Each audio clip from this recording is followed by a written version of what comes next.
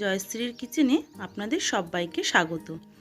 আজ আমি আবারও একটি ভেজ রেসিপি নিয়ে হাজির হয়েছি আপনাদের সামনে। আজ আমি বানাবো শীষ পালং চচ্চড়ি। আর এই রান্নাটা বিশেষত সবাই করে থাকেন বাড়িতে, কিন্তু যারা নতুন রাঁধুনি তাদের জন্য এই রেসিপিটা আমি আজ শেয়ার করছি। তো শীষ পালং বানানোর জন্য আমার কি লাগবে সেটা আমি সবার প্রথমে দেখে নেব।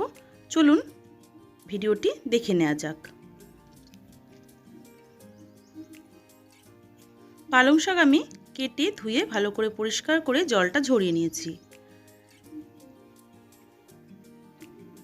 সবজি নিয়েছি বেগুন, কুমড়ো, সিম, গাজর, আলু আর 5-6টা কাঁচা লঙ্কা। আমি সব ভালো করে কেটে ধুয়ে পরিষ্কার করে নিয়েছি। আপনারা অবশ্যই নিজেদের পছন্দ মতন সবজি এখানে ব্যবহার করতে পারেন।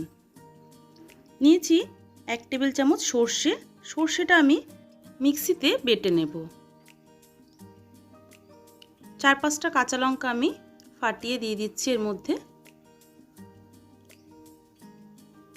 ঝালটা অবশ্যই আপনারা নিজেদের পরিমাণ মতন দেবেন।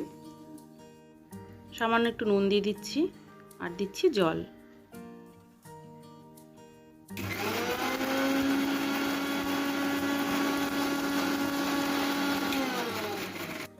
আবার একটু জল দিয়ে মশলাটা বেটে নেব। মশলাটা আমার বাটা হয়ে গেছে। গ্যাসটা অন করে তার উপর একটা কড়াই বসিয়ে কড়াইটা খুব ভালো করে গরম করে নিলাম। 2 টেবিল চামচ সর্ষের তেল দিয়ে দিচ্ছি। তেলটা গরম হয়ে গেছে। ফোড়নে দিয়ে দিচ্ছি একটা শুকনো লঙ্কা আর 1/2 চা চামচ রাঁধুনি। আপনারা অবশ্যই নিজেদের পছন্দ মতন ফোড়ন এখানে ব্যবহার করতে পারেন। ফোড়নটা ভাজা হয়ে গেছে। আগে থেকে কেটে ধুয়ে রাখা আলুর টুকরোগুলো দিয়ে দিলাম। আলুটা দিয়ে একটু ভাজা করে নিলাম। এবার দিয়ে দেব আগে থেকে কেটে রাখা গাজরের টুকরো। গাজরের টুকরোগুলো দিয়ে দিচ্ছি। আবার একটু নেড়েচেড়ে নিয়েছি। তারপরে কুমড়োগুলো দিয়ে দিলাম। সব সবজিগুলোকে ভেজে নেব। 2 মিনিট ভাজা করে নিলাম। দিয়ে দেব আগে থেকে কেটে রাখা সিম। আলু আর গাজর আর কুমড়োটা কিন্তু একটু ভেজে নিতে হবে, তারপরেই কিন্তু আমি সিমটা দিচ্ছি। সিমটা দিয়েও একটু ভেজে নিচ্ছি আমি। সব শেষে দিয়ে দেব বেগুন।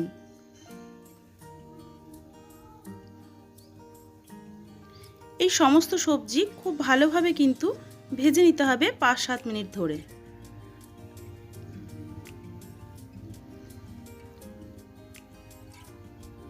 সমস্ত সবজি আমি খুব ভালোভাবে ভেজে নিয়েছি।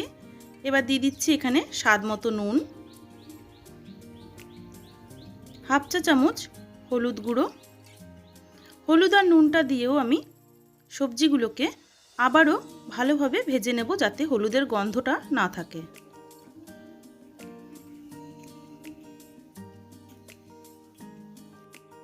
খুব ভালোভাবেই নেড়েচেড়ে সমস্ত সবজি আমি 5-7 মিনিট ধরে ভেজে নিয়েছি। এবার আগে থেকে কেটে ধুয়ে জল ঝরিয়ে রাখা পালং শাক এর মধ্যে দিয়ে দিলাম। শাকটা দিয়েও সব সবজির সাথে খুব ভালো করে একটু মিশিয়ে দিচ্ছি। দেখে মনে হচ্ছে অনেকটা শাক, কিন্তু শাক কিন্তু একদম কমে অল্প হয়ে যাবে। সব কিছু দিয়ে খুব ভালোভাবে শাকটাও মিশিয়ে দিলাম। এবার বেটে রাখা সর্ষে আমি এর মধ্যে দিয়ে দেব। সব কিছু দিয়ে ভালো করে মেশানো আমার হয়ে গেছে।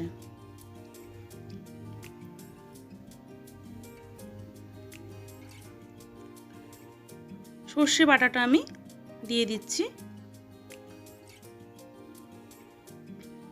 আর বাটিটা ধুয়ে আমি সামান্য একটু জল দিলাম। শাকে কিন্তু বেশি জল দেওয়ার কোনো দরকার নেই।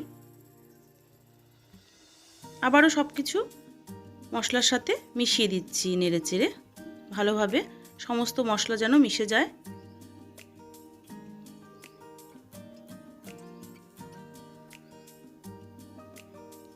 দেখুন সব কিছু খুব ভালোভাবে মিশিয়ে দিয়েছি। এবার এটা আমি ঢাকা দিয়ে হতে দেব 5 থেকে 7 মিনিট। 5-7 মিনিট পরে ঢাকনাটা উল্টে নিয়েছি। শাকটা কিন্তু মজে গেছে, সবজিগুলো মজে এসছে, তবে সবজিটা আরও একটু সেদ্ধ হবে। খুব ভালোভাবে এখনও সেদ্ধ হয়নি। একটু নেড়েচেড়ে দিচ্ছি আমি।